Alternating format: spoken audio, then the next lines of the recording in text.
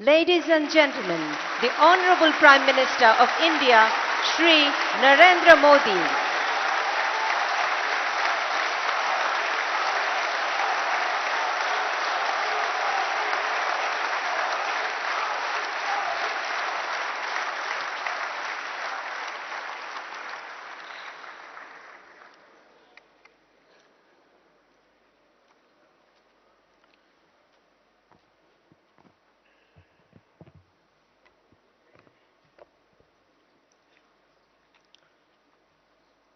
माननीय vice chancellor, Dhaka विश्वविद्यालय,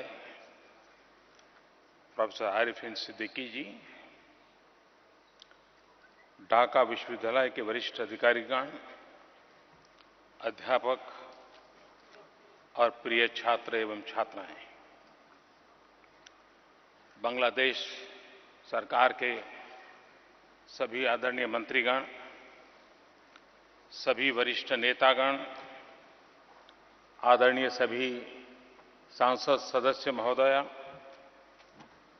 आईटेक और आईसीसीआर के स्कॉलर्स, मुक्ति योद्धा, व्यावसायिक समुदाय, बुद्धिजीवी,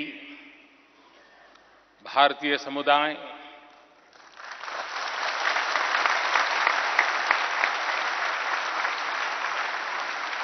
पद्म भूषण डॉक्टर अनीश सुजमान जी, पद्मश्री झरना धारा चौधरी जी, भाई और बहनों,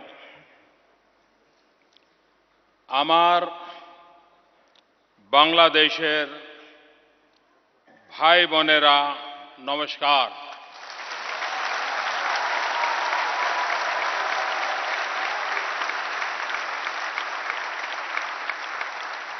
केमन आछो?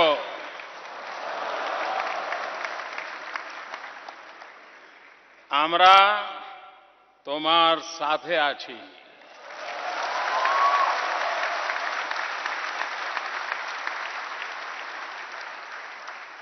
आमरा तोमाके साथे निया चलबो।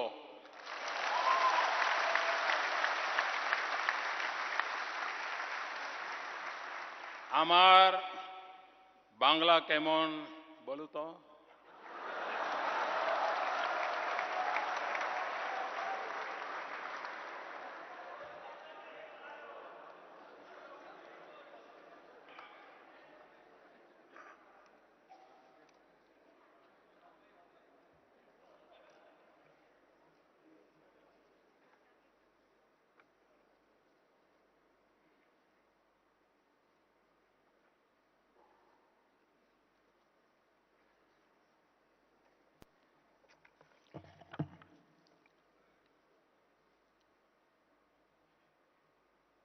दो दिन की मेरी यात्रा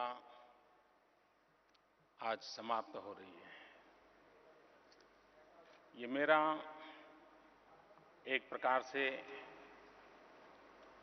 इस यात्रा का आखिरी कार्यक्रम है, लेकिन मुझे ऐसा लग रहा है कि सचमुच में अब यात्रा शुरू हो रही है।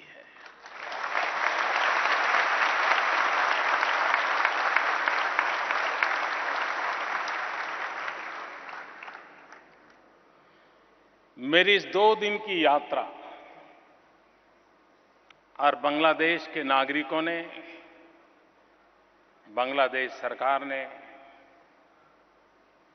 प्रधानमंत्री, राष्ट्रपति जी एवं मंत्रीगण ने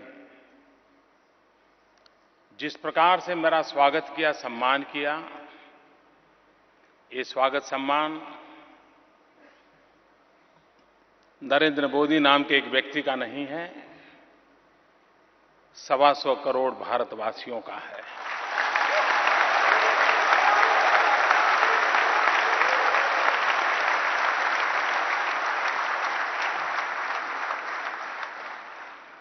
इस 2 दिन की यात्रा के बाद न सिर्फ एशिया लेकिन पूरा विश्व बारीकी से पोस्टमार्टम करेगा।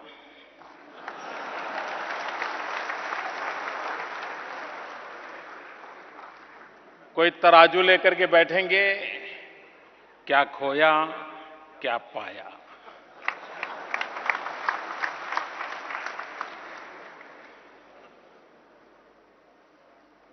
लेकिन अगर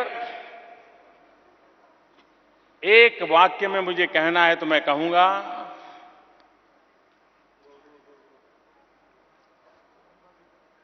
कि लोग सोचते थे कि हम पास पास है, लेकिन अब दुनिया को स्वीकार करना पड़ेगा कि हम पास पास भी हैं, साथ साथ भी है।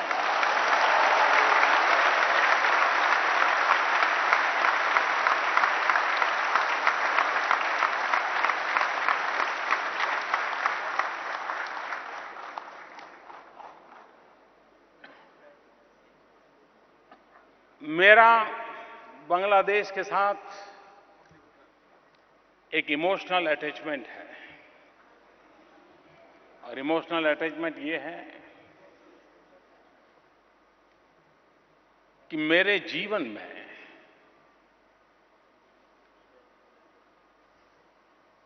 और राजनीतिक जीवन में हम लोगों को जिनका मार्गदर्शन मिला, जिनकी उंगली पकड़ के चलने का हमें सौभाग्य मिला, ये भारत मां के सपूत भारत रत्न अटल बिहारी वाजपेयी जी को आज बांग्लादेश ने विशेष सम्मान दिया।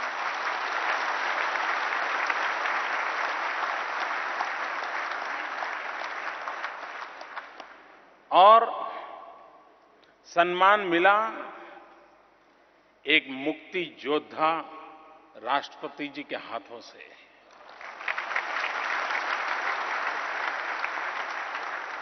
सम्मान मिला बंगबंधु की बेटी की उपस्थिति में।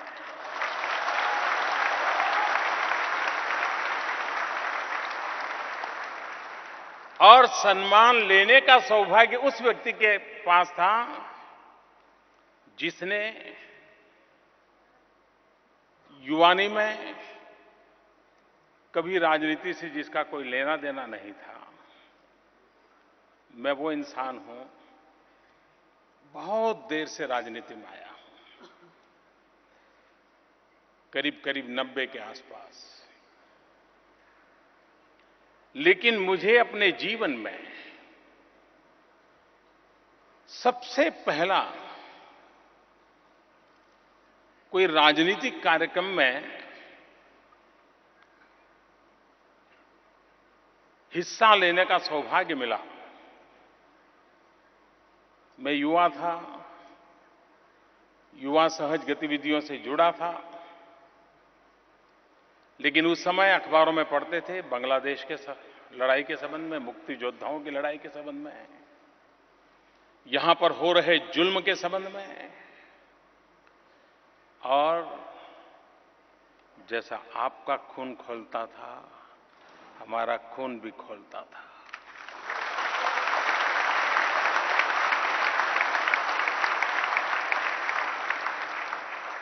जुल्म के खिलाफ यहां जो आवाज उठ रही थी वो हमारे कान में गूंजती थी, और यहां से उठी वो आवाज, उस पुकार ने हमें प्रेरित किया।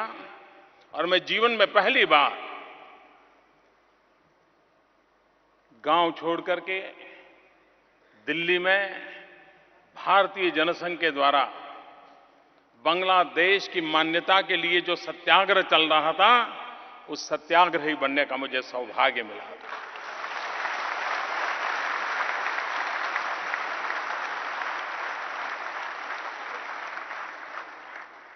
मेरे जीवन की ये पहली राजनीतिक गतिविधि थी। उसके बाद भी कभी नहीं की, कई सालों तक नहीं की। मैं सामाजिक जीवन से जुड़ा था, और उस अर्थ में शायद ऊपर वाले की इच्छा होगी कि वो नाता आज नए रूप में आपके साथ मुझे जोड़ दिया, आपके साथ जोड़ दिया।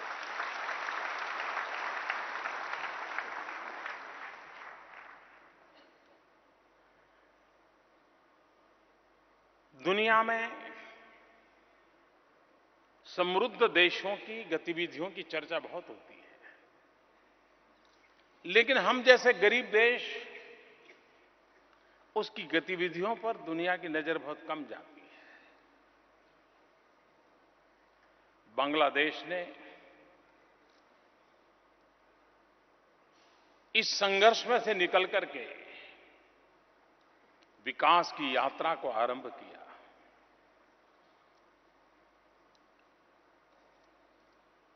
और इतने कम समय में, और यहां पर राजनीतिक संकट बार बार आए हैं, उतार चढ़ाव बार बार आए हैं। सिर्फ मुक्ति योद्धाओं वाली उस लड़ाई के बाद भी कठिनाइयां रही है। प्राकृतिक आपदाएं आए दिन बांग्लादेश में अपनी पहचान बनाती रहती है। इन संकटों के बावजूद भी बांग्लादेश ने कई क्षेत्रों में अप्रतिम काम किया है।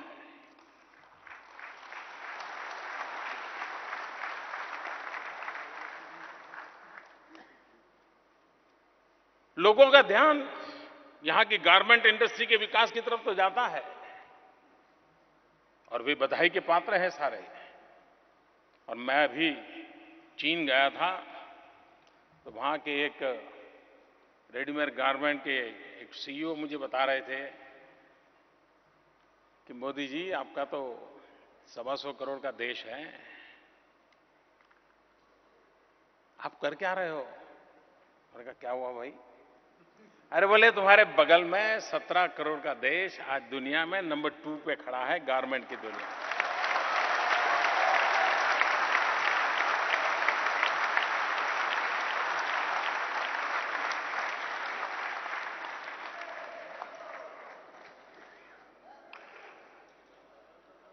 किसी को ये लगता होगा कि उस समय मोदी को क्या लगा होगा।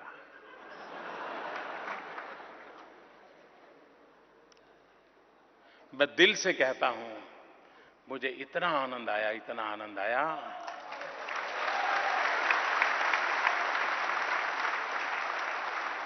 और आनंद इस बात का था कि हम जो कि डेवलपिंग कंट्रीज की रेखा में जीने वाले लोग हैं, वहां हमारा एक साथी, मेरा पड़ोसी, ये इतना बड़ा पराक्रम करें, तो हमें आनंद आना बड़ा स्वाभाविक है।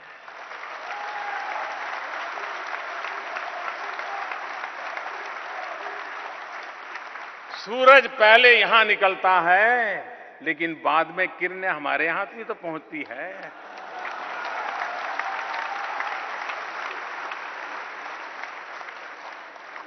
और इसलिए यहां जितना विकास होगा, जितनी ऊंचाइयां प्राप्त करेंगे, वो रोशनी हम तक आने ही वाली है, ये मुझे पूरा भरोसा है। और इस अर्थ में मैं कहता हूं, आज इन्फेंट मोर्टालिटी रेट देखिए। हमारे देश में कई राज्यों को बांग्लादेश से सीखने जैसा है कि उन्होंने जिस प्रकार से इन्फेंट मोर्टालिटी रेट के संबंध में, न्यूट्रिशन के संबंध में, इवन गर्ल चाइल्ड एजुकेशन के संबंध में,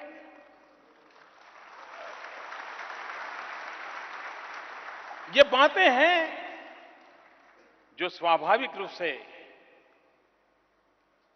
क्योंकि जब बांग्लादेश आता है ना, तो हमें इस बात का हमेशा गर्व होता है कि मेरे भी देश का कोई जवान था जिसने अपना रक्त दिया था इस बांग्लादेश के लिए।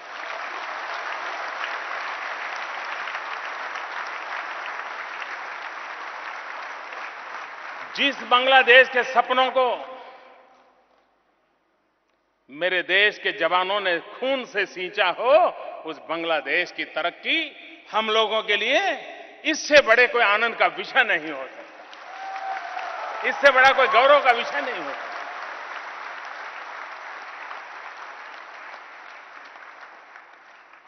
मैं प्रधानमंत्री जी को विशेष रूप से बधाई देना चाहता हूं। उन्होंने एकमात्र अपना गोल बनाया है, डेवलपमेंट, विकास, और लगातार 6% ग्रोथ, ये छोटी बात नहीं है।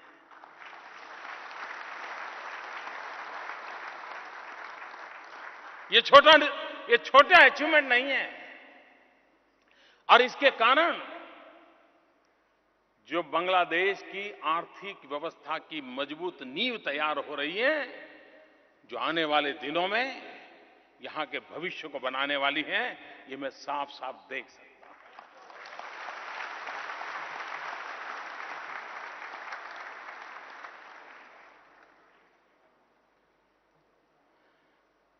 भारत और बांग्लादेश दोनों एक विषय में बड़े भाग्यशाली हैं। भारत के पास भी 65% पॉपुलेशन 35 साल से कम उम्र की है, और बांग्लादेश के पास भी 65% पॉपुलेशन 35 साल से कम उम्र की है। ये जवानी से भरा हुआ देश है।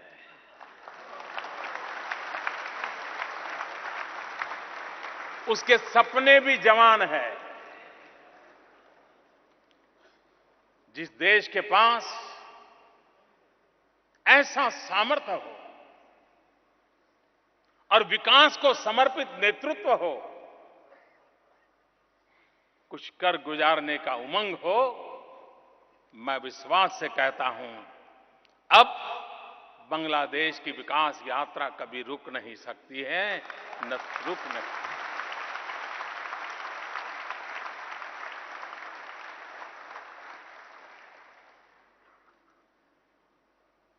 आज वक्त बदल चुका है, दुनिया बदल चुकी है। कोई एक कालखंड था जब विस्तारवाद देशों की शक्ति की पहचान माना जाता था। कौन कितना फैलता है, कौन कहां कहां पहुंचता है, कौन कितना सितम और जुल्म कर सकता है, उसके आधार पर दुनिया की ताकतें नापी जाती थी। आज वक्त बदल चुका है। इस युग में, इस समय विस्तारवाद को कोई स्थान नहीं है। आज दुनिया को विकासवाद चाहिए, विस्तारवाद नहीं, विकासवाद का युग है।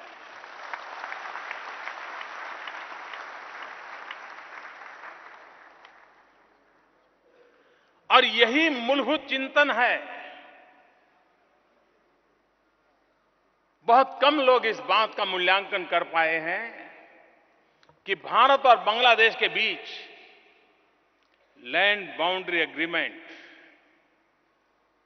क्या ये सिर्फ जमीन विवाद का समझौता हुआ है? अगर किसी को ये लगता है कि 2-4 किलोमीटर जमीन इधर गई और 2-4 किलोमीटर जमीन उधर गई, ये वो समझौता नहीं है। ये समझौता दिलों को जोड़ने वाला समझौता है।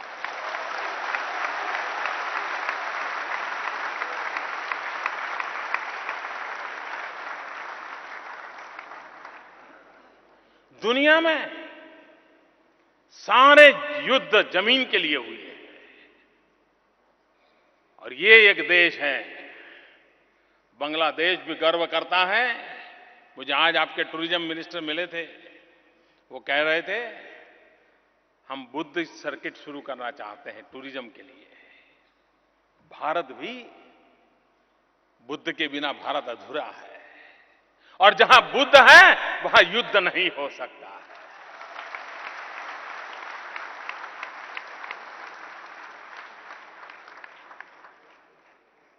और इसलिए दुनिया जमीन के लिए लड़ती हो, मरती हो, लेकिन हम दो देश हैं जो जमीन को ही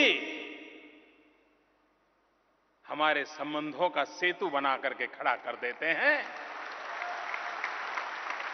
मैंने आज यहां एक अखबार में यहां के किसी राइटर ने लिखा था, मैं पूरा तो पढ़ नहीं पाया हूं, लेकिन हेडलाइन पढ़ी। उन्होंने बांग्लादेश और भारत की जमीन की समझौते को बर्लिन की दीवार गिरने की घटना के साथ तुलना की है। मैं कहता हूं बहुत बड़ी सोच के साथ उन्होंने रखा है।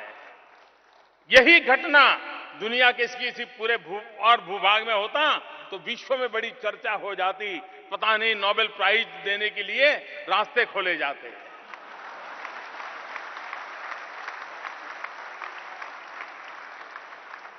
हमें कोई नहीं पूछेगा क्योंकि हम गरीब देश के लोग हैं। लेकिन गरीब होने के बाद भी अगर हम मिलके चलेंगे, साथ साथ चलेंगे, अपने सपनों को संजोने के लिए कोशिश करते रहेंगे, दुनिया हमें स्वीकार करे या न करे, दुनिया को इस बात को मानना पड़ेगा कि यही लोग हैं जो अपने बलबूते पर दुनिया में अपना रास्ता खोजते हैं, रास्ता बनाते हैं, रास्ते पर चल पड़ते हैं।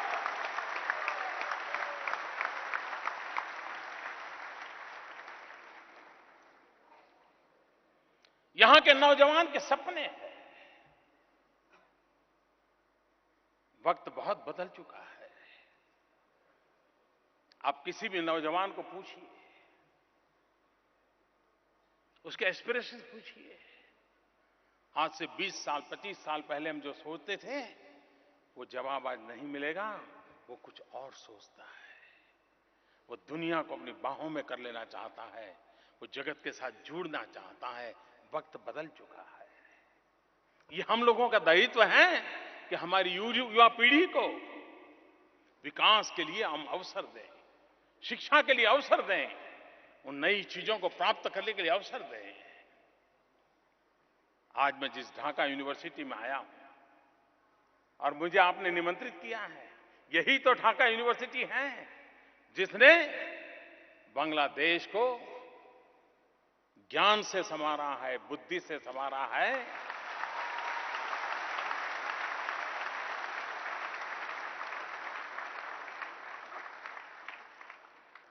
व्यक्ति व्यक्ति में ज्ञान दीप जलाने का काम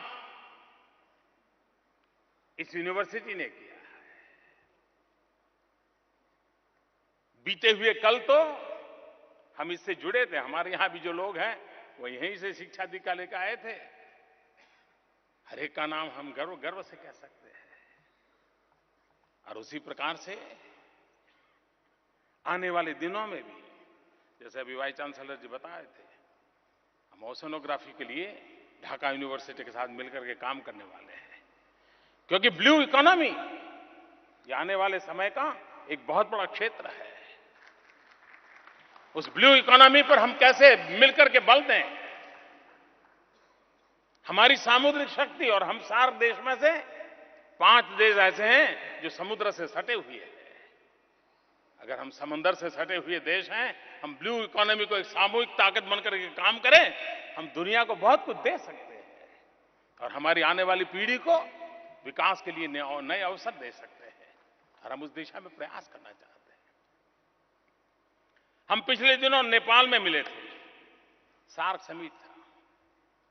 उस समय एक विषय पर मैंने बहुत बल दिया था।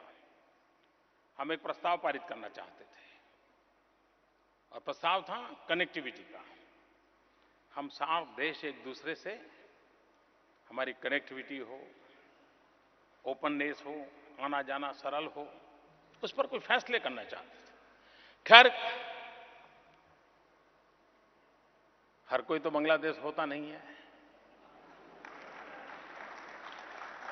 हमारी गाड़ी पटरी पर नहीं चढ़ी। लेकिन अब पटरी पर नहीं चढ़ी तो हम इंतजार करके बैठे क्या? आज मैं गर्व के साथ कहता हूं, जो काम हम सार्क में विधिवत रूप से नहीं कर पाए थे, लेकिन आज बांग्लादेश, भारत, नेपाल और भूटान 4 देशों ने अपना कनेक्टिविटी की प्रायोरिटी तय कर ली है।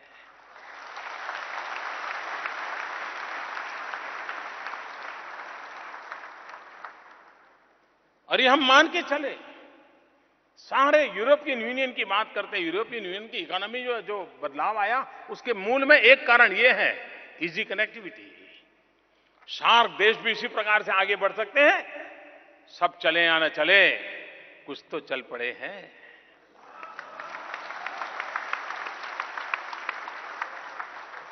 और इसलिए बांग्लादेश, भारत, हम कनेक्टिविटी के लिए कई चीजें आज निर्णय किया। रेल मार्ग हो, रोड मार्ग हो, हवाई मार्ग हो, और अब तो निर्णय कर लिया समुद्री मार्ग का भी। वरना हमारा क्या हाल था, हिंदुस्तान में कुछ भेजना है तो वाया सिंगापुर भेजते थे। अब हिंदुस्तान और बांग्लादेश आमने सामने, लो भाई ले जाओ, वो कहेगा ये ले जाओ। और इसलिए मैं कहता हूं, कितना बड़ा बदलाव आ रहा है, ये हम साफ देख सकते हैं। और ये बात निश्चित है, आज कोई भी देश कितना ही सामर्थ्यवान क्यों न हो, उसके पास धन बल हो, जनबल हो, शस्त्रास्त्रों का बल हो, तो भी आज वो अकेला कुछ नहीं कर सकता है। पूरी दुनिया इंटरडिपेंडेंट हो गई है। एक दूसरे के सहारे के बिना अब विश्व नहीं चल सकता है। और इसलिए भारत और बांग्लादेश ने इस भविष्य को पहचाना है, जाना है। भारत और बांग्लादेश का विजन साफ है। और इसलिए हमने 22 जो निर्णय किए हैं, ये 22 निर्णय नंबर की दृष्टि से संतोष हो इतनी सी बात नहीं है। एक से बढ़कर के एक सारे निर्णय आने वाले भविष्य का बदलाव करने के लिए बहुत बड़ी ताकत के रूप में उभरने वाले हैं। ये मैं आज विश्वास से कह करके जाता हूं। और मैं इसके लिए बांग्लादेश के दीर्घदृष्टा नेतृत्व का अभिनंदन करता हूं, उनका धन्यवाद करता हूं कि हम इस प्रकार के महत्वपूर्ण फैसले कर पाए हैं। आज अगर हम सैटेलाइट के द्वारा फोटो लें तो आप देखेंगे ये सार्क के ही देश ऐसे हैं, इंक्लूडिंग इंडिया, जहां अभी भी अंधेरा नजर आता है। क्या हमारे यहां उजाला नहीं होना चाहिए? क्या हमारे यहां गरीब के घर में भी बिजली का दिया जलना चाहिए कि नहीं जलना चाहिए? और अगर ये चलना है तो बिजली चाहिए। और बिजली प्राप्त होना, हम अगर मिलकर के काम करें, नेपाल हो, भूटान हो, भारत हो, बांग्लादेश हो, मैं नहीं मानता हूं कि फिर कभी इस इलाके में अंधेरा रह सकता है।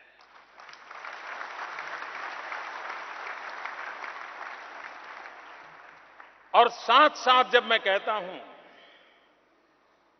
जब हमने त्रिपुरा में पलटन में बिजली का कारखाना लगाया, अब वो बिजली कारखाने के बड़े बड़े यंत्र ले जाने थे, बांग्लादेश की मदद नहीं मिलती तो हम वहां नहीं ले जा सकते थे। बांग्लादेश ने हमें मदद की, समुद्री मार्ग से हमें जाने दिया, और आज वहां बिजली का कारखाना पलटन में शुरू हो गया और 100 मेगावाट बिजली बांग्लादेश को आना शुरू हो गया। 500 मेगावाट बिजली देने का हमने वादा किया था और कल हमने तय किया है 1000 मेगावाट बिजली बांग्लादेश को।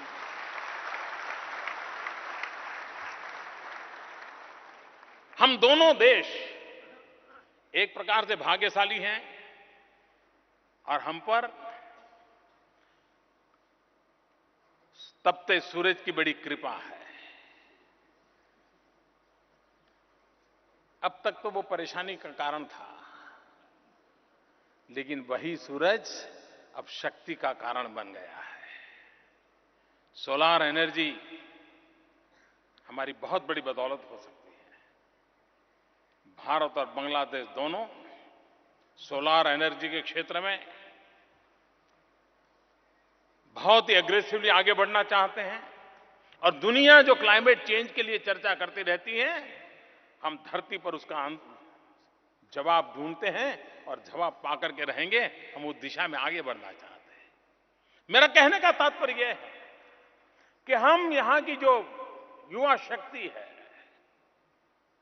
यहां का जो टैलेंट है, भारत के पास जो शक्ति है, भारत के पास जो टैलेंट है, इसे जोड़ करके आगे बढ़ना चाहते हैं। कल प्रधानमंत्री जी कह रही थी कि हम स्पेस में अब जाना चाहते हैं, हम बंगबंधु 1 सैटेलाइट की ओर जाना चाहते हैं। तो मैंने उनसे ऐसे ही मजाक में कहा कि बंगबंधु हमारे बिना कैसे हो सकते हैं। बंगबंधु के साथ भारत बंधु भी तो बंधु ही रहेगा। और मैंने कहा हम आपके स्पेस प्रोग्राम में जुड़ना चाहते हैं, क्योंकि भारत ने स्पेस की दुनिया में अपनी एक ताकत परिचय करवा दिया है दुनिया को। हमारी वो शक्ति है, वो बांग्लादेश के काम आनी चाहिए। मैंने कल सामने से ऑफर किया है और मैंने सार्क देशों को कहा था, हम एक सार्क सैटेलाइट छोड़ेंगे। 2016 तक हम सफलतापूर्वक उस काम को पूरा करना चाहते हैं। उन सार्क सैटेलाइट के द्वारा इन सार्क देशों को, यहां के किसानों को वेदर के संबंध में जानकारी मिले, कोई सामुद्रिक तूफान की संभावना हो, कोई हवा तेज चलने वाली हो, साइक्लोन आने वाला हो तो उसका पूर्वानुमान हो, शिक्षा के लिए काम आए, हेल्थ के लिए काम आए। ये सार्क सैटेलाइट भारत सार्क देशों के लिए, मतलब कि बांग्लादेश के लिए आने वाले दिनों में लाने वाला है। यानी विकास की हमारी जो कल्पना, हम जिस रूप में आगे बढ़ना चाहते हैं, और इसलिए मैं कहता हूं हम पास भी हैं, साथ भी हैं।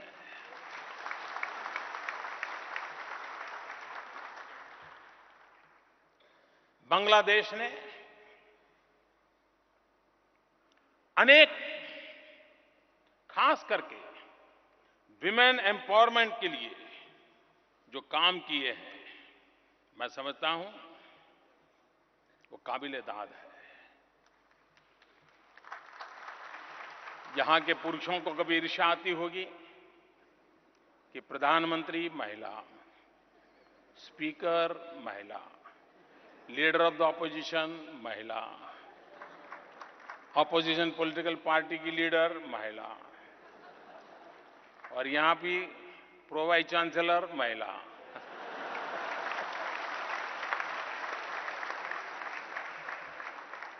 ये सुनकर के गर्व होता है जी।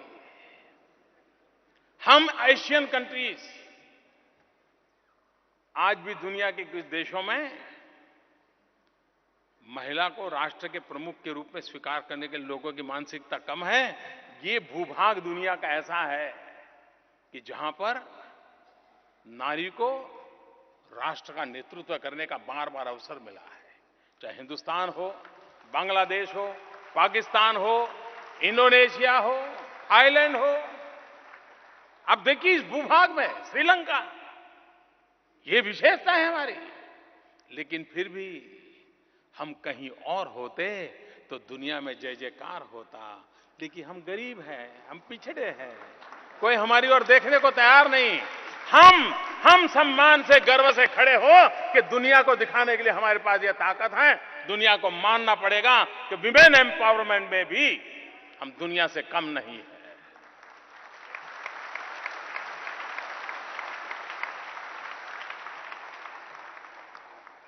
मैं 2 दिन से यहां इधर उधर जा रहा हूं तो मैं एक बिलबोर्ड देख रहा था और एक बिटिया, उसकी बड़ी तस्वीर लगी है और लिखा है, I am made in Bangladesh.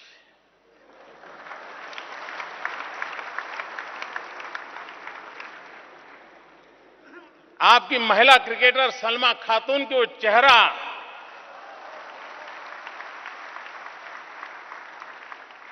ये विमेन एम्पावरमेंट है, ये यूथ की ताकत का परिचय करवाता है। और ये जब सुनते हैं तो कितना गर्व होता है। हमारे यहां अभी अभी क्रिकेट का दौर समाप्त हुआ और जब बांग्लादेश का नौजवान अल हसन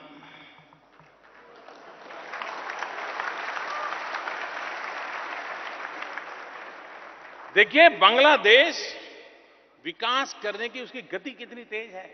क्रिकेट की दुनिया में बांग्लादेश की एंट्री देर से हुई, लेकिन आज हिंदुस्तान समेत सभी क्रिकेट टीमों को बांग्लादेश की क्रिकेट टीम को कम आंकने की हिम्मत नहीं है।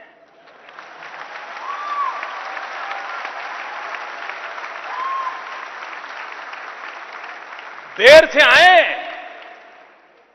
से आए, लेकिन आपने उन प्रमुख देशों में अपनी जगह बना ली है। ये बांग्लादेश की ताकत है।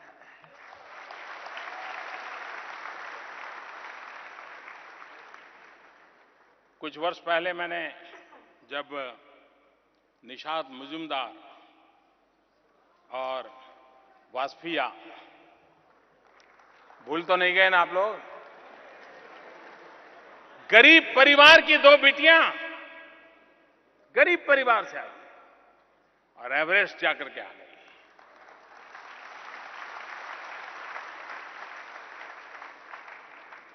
ये बांग्लादेश की ताकत है और मुझे गर्व है कि मैं उस बांग्लादेश के साथ साथ चलने के लिए आया हूं।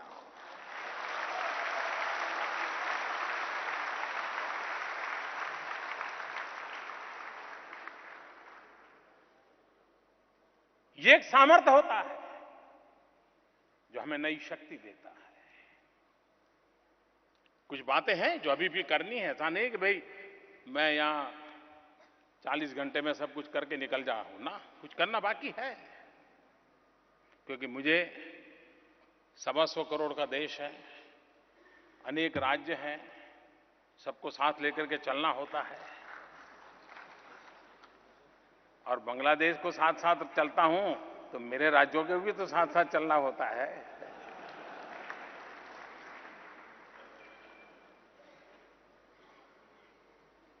और जब भी बांग्लादेश आया तो स्वाभाविक है, तीस्ता के पानी की चर्चा होना बड़ा स्वाभाविक है। गंगा और ब्रह्मपुत्र के पानी के संबंध में हम साथ चले हैं और मुझे भरोसा है और मेरा तो मत है, पंछी, पवन और पानी, तीन को वीजा नहीं लगता है।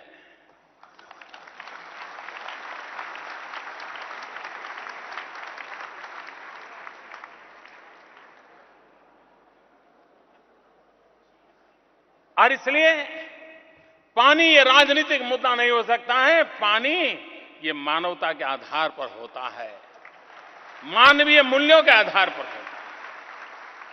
और उसको मानवीय मूल्यों के आधार पर समस्या का समाधान करने का प्रयास हम मिलकर के करेंगे, मुझे विश्वास है, और रास्ते निकलेंगे, मैं विश्वास दिलाता हूं।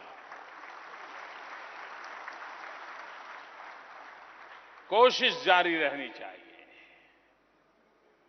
विश्वास टूटना नहीं चाहिए, विश्वास डिगना नहीं चाहिए, परिणाम मिलकर के रहता है।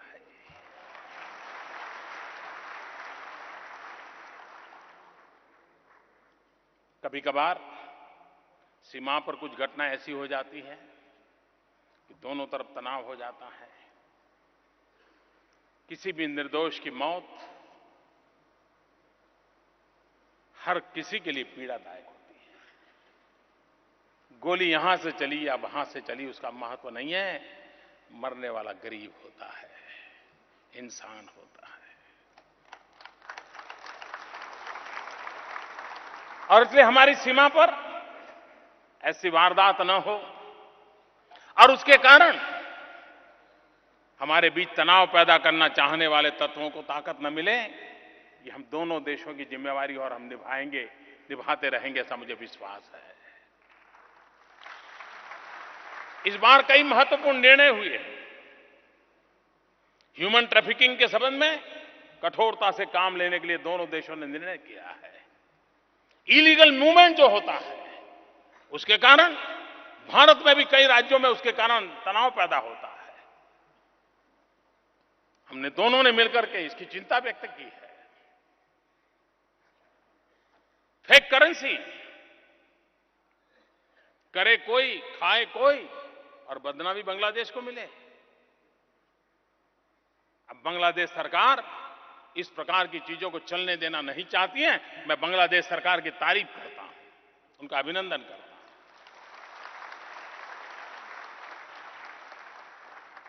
यही तो चीजें हैं जो हमें साथ साथ चलने के लिए हमारा हौसला बुलंद करते हैं। और आज साथ साथ चलते हैं, कल साथ साथ दौड़ना भी शुरू कर देंगे। इसी से तो ताकत आती है और उसी ताकत को लेकर के हम आगे बढ़ना चाहते हैं। इतना ही नहीं, विकास की जब नई ऊंचाइयों को हमें पार करना है, डिफेंस के क्षेत्र में हम सहयोग करते हैं, सहयोग करना चाहते हैं, सहयोग बढ़ाना चाहते हैं। इस बार हमने लाइन ऑफ क्रेडिट $2 बिलियन किया है और ये करने का हमारा हौसला इसलिए बुलंद हुआ है कि पहले जो लाइन ऑफ क्रेडिट दी थी, अगर बहुत बढ़िया ढंग से किसी ने उसको उपयोग किया तो बांग्लादेश ने किया है। और इसलिए ये नया जो लाइन ऑफ क्रेडिट का हमारा निर्णय है, मुझे पूरा भरोसा है कि बांग्लादेश उसका सही उपयोग करेगा। हमने एक बड़ा महत्वपूर्ण निर्णय किया है इंडिया एसईजेड बनाने का। भारत के लोग यहां आए, पूंजी निवेश करें, यहां के नौजवानों को रोजगार दें, यहां की जो कच्चा माल है उसको मूल्य वृद्धि करें, यहां की इकोनॉमी को लाभ हो और भारत और बांग्लादेश में ट्रेड डेफिसिट का जो फासला है उसको कम करने में बहुत बड़ी ताकत बन जाएगा। हम नहीं चाहते कि बांग्लादेश हिंदुस्तान से तो माल लेता रहे और बांग्लादेश से कम सामान हिंदुस्तान आए। नहीं, हम बराबरी चाहते हैं। हम भी चाहते हैं बांग्लादेश का माल हिंदुस्तान में बिकना चाहिए।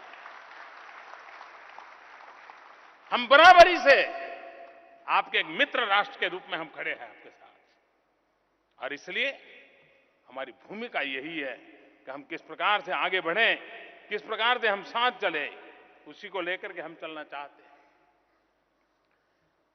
आज दुनिया में कुछ संकटों का सामना भी हमें करना है। आने वाले दिनों में यूनाइटेड नेशन अपनी 70वीं सालगिरह मनाने जा रहा है। 70 साल की यात्रा कम नहीं होती है। प्रथम और दूसरे विश्व युद्ध की छाया में यूनाइटेड नेशन का जन्म हुआ। तब दुनिया की स्थिति अलग थी। उस समय इंडस्ट्रियल रिवॉल्यूशन हुआ था। आज इंटरनेट रिवॉल्यूशन का कालखंड है। वक्त बदल चुका है, लेकिन यूएन वही का वही है। आज भी यूएन पिछली शताब्दी के कानून से चलता है। शताब्दी बदल चुकी, यूएन नहीं बदला है। हम जो गरीब देश हैं, उन्होंने मिल बैठ करके यूनाइटेड नेशन भी अपनी 70वीं सालगिरह मनाते समय विश्व को नए नजरिए से देखें। बांग्लादेश जैसे छोटे छोटे देश, भारत बांग्लादेश जैसे गरीबी से लड़ रहे देश, सार्क के देश जो गरीबी से जूझ रहे हैं, लड़ाई लड़ रहे हैं, उनकी समस्याओं की ओर विश्व ध्यान दे। और इसलिए ऐसे सभी देशों ने मिलकर के हमारे दुनिया को युद्ध होता है तो कैसे काम करना, ये तो आता है। सीमा पर लड़ाई कैसे होगी, सेना क्या करेगी, वायुसेना क्या करेगी, सब आता है। लेकिन टेररिज्म से कैसे निपटना, अभी तक दुनिया को समझ नहीं आ रहा है कि रास्ते क्या हो। और यूएन भी गाइड नहीं कर पा रहा है। मुझे खुशी की बात है कि बांग्लादेश की प्रधानमंत्री एक महिला होने के बावजूद भी डंके की चोट पर कह रही है कि टेररिज्म के संबंध में मेरा जीरो टॉलरेंस है।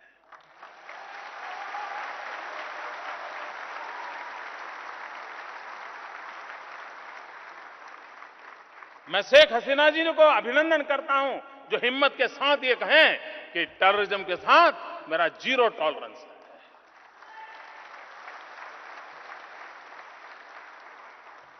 टेररिज्म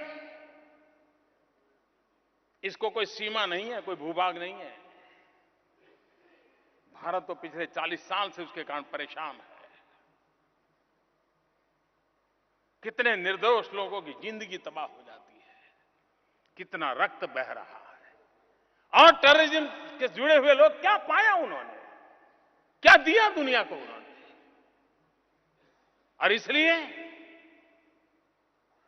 टेररिज्म का रूप ऐसा है जिसे कोई सीमाएं नहीं है, कोई भूभाग नहीं है, न उसके कोई आदर्श है, न कोई मूल्य है, न कोई संस्कृति है, न कोई परंपरा है।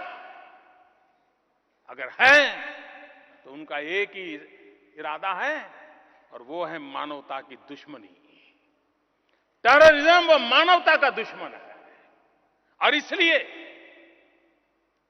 हम किसी भी पंथ संप्रदाय के क्यों न हो, किसी भी पूजा पद्धति में क्यों न मानते हो, हम पूजा पद्धति में विश्वास करते हो या न करते हो, हम ईश्वर या अल्लाह में विश्वास करते हो या न करते हो, लेकिन मानवता के खिलाफ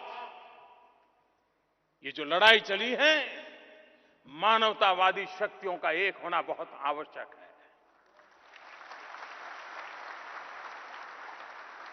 जो भी मानवता में विश्वास करते हैं उन सभी देशों को एक होना बहुत अनिवार्य हुआ है। और हम इस आतंकवादी मानसिकता, इसको आइसोलेट करें, उसको निहत्थे करें और मानवता की रक्षा के लिए हम आगे बढ़ें। और इस काम में बांग्लादेश की सरकार ने जीरो टॉलरेंस ये जो संकल्प किया है, मैं उनका गौरव करता हूं, मैं उनका अभिनंदन करता हूं।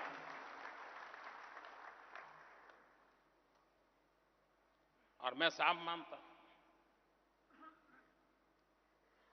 बांग्लादेश और भारत के बीच, न सिर्फ बांग्लादेश और भारत के बीच, सार्क देशों में भी हमें टूरिज्म को बढ़ावा देना चाहिए। टूरिज्म को हमने बढ़ावा देना चाहिए। और tourism unites the world, terrorism divides the world.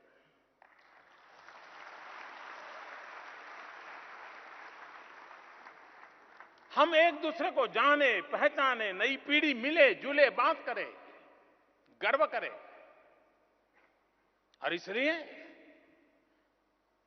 Terrorism के सामने लड़ने के लिए हमारा मेलजोल जितना बढ़ेगा, एक दूसरे को पहचानने का अवसर जितना मिलेगा, एक नई शक्ति उसमें से उभर करके आती है। उस नई शक्ति को हमने आगे बढ़ाना है और इस देश में दिशा में हमने प्रयास करना है।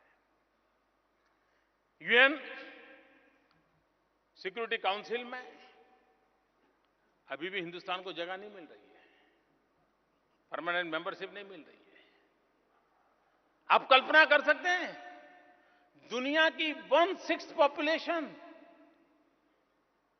हर छठा व्यक्ति हिंदुस्तानी है, लेकिन उसको दुनिया की शांति के संबंध में चर्चा करने के लिए हक नहीं है। कैसी सोच है। और वो देश, और मैं डंके की चोट पर दुनिया के सामने आंख से आंख मिला करके कह रहा हूं, वक्त बदल चुका है, समय से पहले जान जाइए।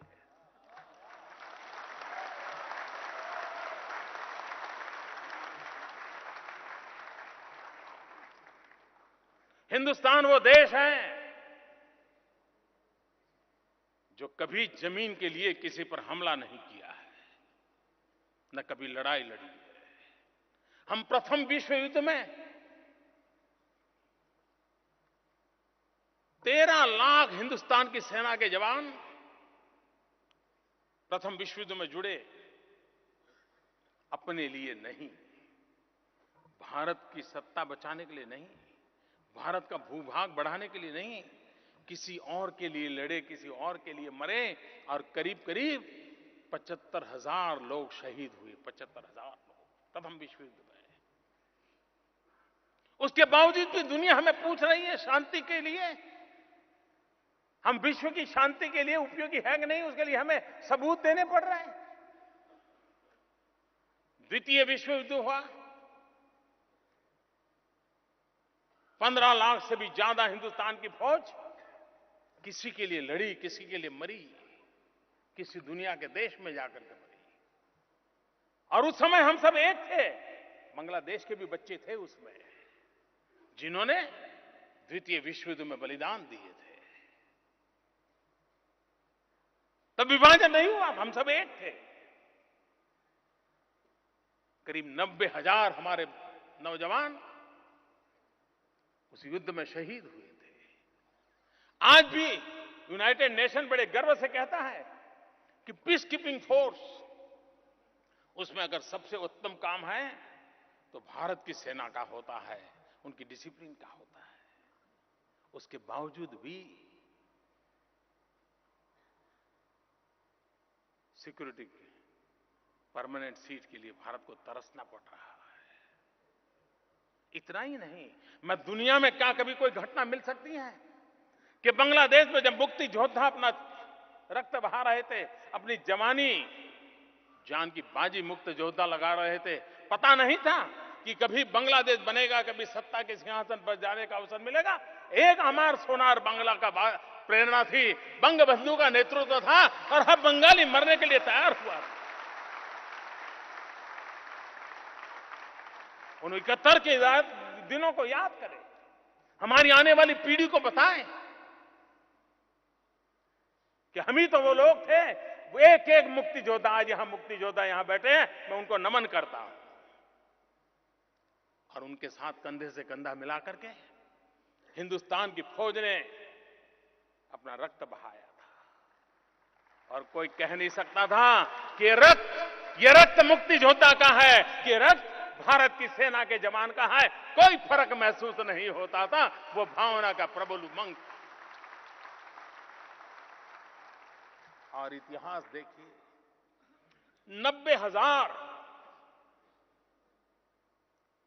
जिन लोगों ने बांग्लादेश के नागरिकों पर जुल्म किया था, ऐसे 90,000 की सेना को आत्मसमर्पण के लिए भारत की सेना ने मजबूर किया था। आप कल्पना कर सकते हैं,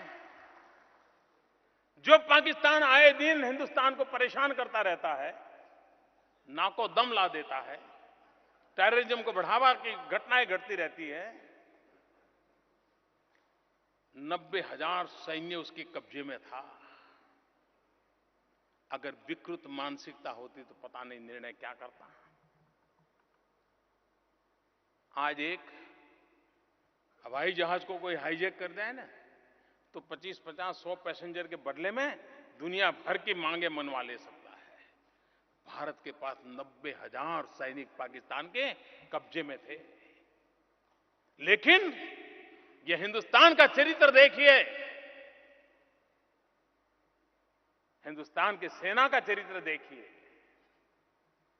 हमने बांग्लादेश के विकास की चिंता की, बांग्लादेश के स्वाभिमान की चिंता की, बांग्लादेश की धरती का उपयोग हमने पाकिस्तान पर गोलियां चलाने के लिए नहीं किया।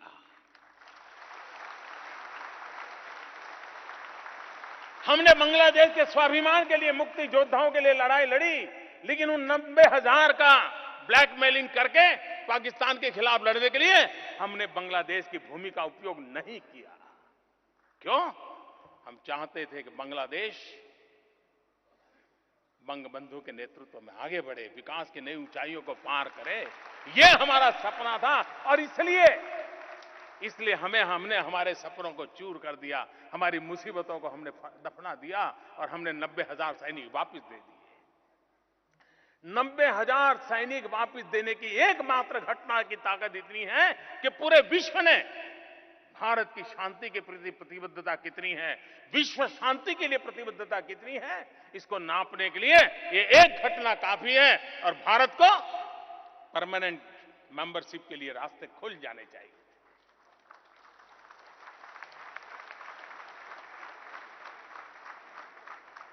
लेकिन मुझे मालूम है गरीब देशों को, डेवलपिंग कंट्रीज को, हम जैसे इस इलाके में दूर सुदूर पड़े हुए लोगों को मिल बैठ करके लड़ाइयां लड़नी पड़ेगी। विश्व के रंगमंच पर हम सबको एक ताकत बनकर के उभरना पड़ेगा। हमारी समस्याओं का समाधान करने के लिए हम अपने आप कंधे से कंधा मिला करके चल करके समस्याओं का समाधान कर सकते हैं। किसी की मदद से अगर 2 साल में हो सकता है तो किसी की मदद के बिना 5 साल में भी तो होके रहेगा। हम झुकने वाले नहीं हैं।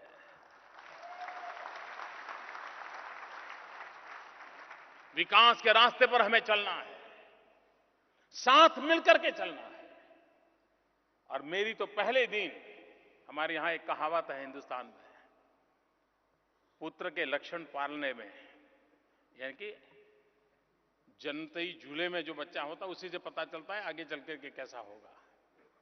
ऐसी कहावत है, शायद बंगला में भी होगी कहावत। मेरी सरकार का जन्म नहीं हुआ था, अभी तो जन्म होना बाकी था, लेकिन हमने सार्क देशों के नेताओं को शपथ समारोह में बुलाया, सभी सार्क देशों को निमंत्रित किया, सम्मानपूर्वक निमंत्रित किया और शपथ उनकी साक्षी में लिया। पहले ही दिन हमने संदेश दे दिया था कि हम सार्क देशों के साथ मित्रता के साथ साथ साथ चलने के लिए निर्णायक हैं और हम चलना चाहते हैं। ये भूमिका लेकर के हम चलते हैं। पहले ही दिन हमने परिचय करवा दिया है। ये एक ऐसा भूभाग है जिसके पास दुनिया को बहुत कुछ देने की ताकत है और उसी ताकत के भरोसे हमारे पास क्या नहीं है। हमारे बीच कितने एकता से हमें जोड़ने वाली ताकतें कितनी तेज है। कला, संस्कृति, खान पान, सब चीज। कोई सोच सकता है कि एक ही कवि 2 देश के राष्ट्रगीत का रचयिता हो? है। यही तो है हमारी एकत्व को जोड़ता है। हमें जोड़ने वाली चीजों को उजागर करें, हमें जोड़ने वाली चीजों को लेकर के चले और हम एक शक्ति बनकर के उभरे और विकास के मार्ग पर चले। और खुशी की बात है, आपके प्रधानमंत्री जी और मेरी सोच परफेक्टली मैच होती है।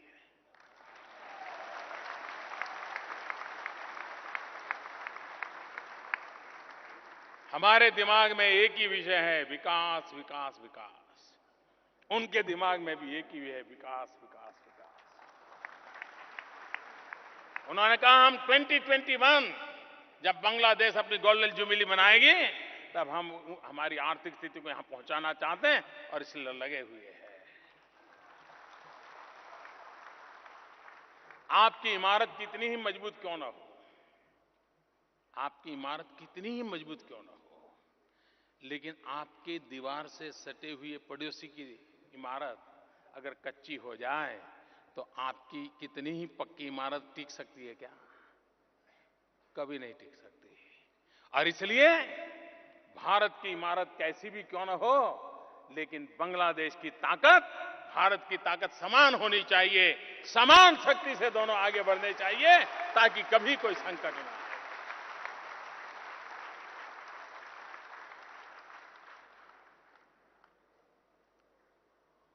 मेरा ये जो प्रवास रहा, समय तो जरा कम पड़ गया, लेकिन मेरे लिए ये यात्रा यादगार रही है और उस यादगार यात्रा के साथ मैं आज जब भारत लौट रहा हूं तो मन में जरूर रहेगा। मैं जब आज आया तो मुझे कई लोग कह रहे थे, मोदी जी जरा ज़्यादा दिन आ जाते अच्छा होता, कुछ हमारे ग्रामीण इलाकों में जाते तो अच्छा होता। कई सारे सुझाव मेरे पास आए हैं। मुझे भी लगता है कुछ कम रह गया, कुछ कम पड़ गया, अच्छा होता। और मुझे कल हमारे ममता जी कह रही थी कि मोदी जी, बांग्लादेश की मेहमान नवाजी आप कभी भूल नहीं सकते।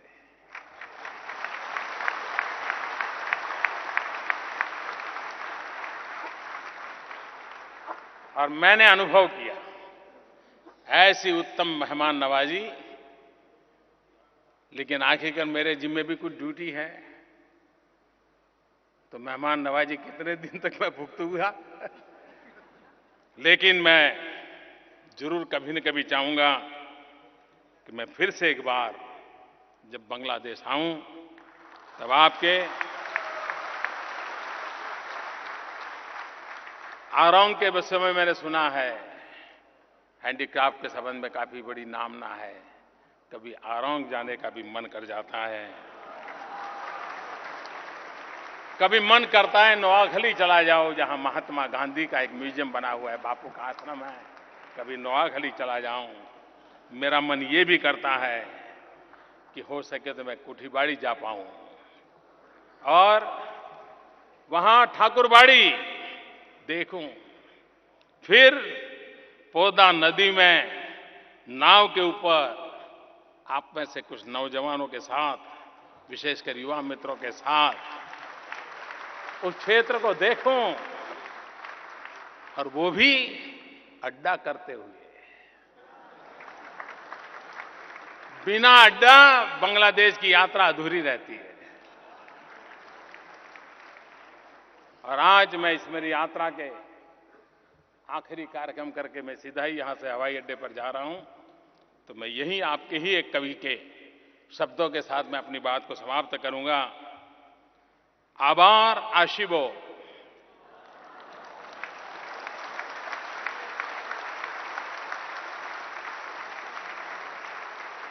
आभार आशिबो फिरे धान सीरी रे तीरे।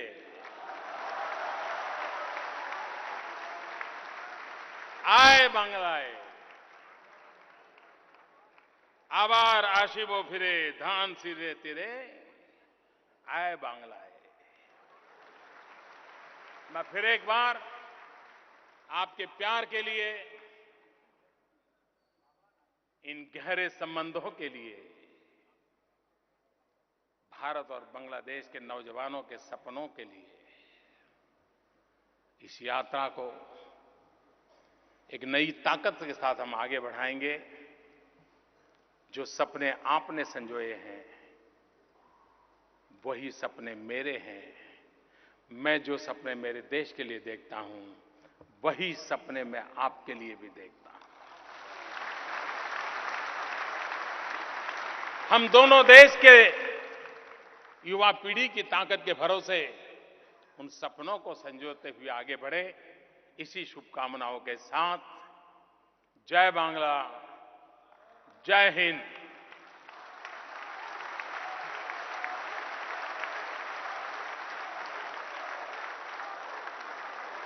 माननीय प्रधानमंत्री श्री नरेंद्र मोदी जी को सर्वोत्कृष्ट भाषण देने हेतु कोटि कोटि धन्यवाद।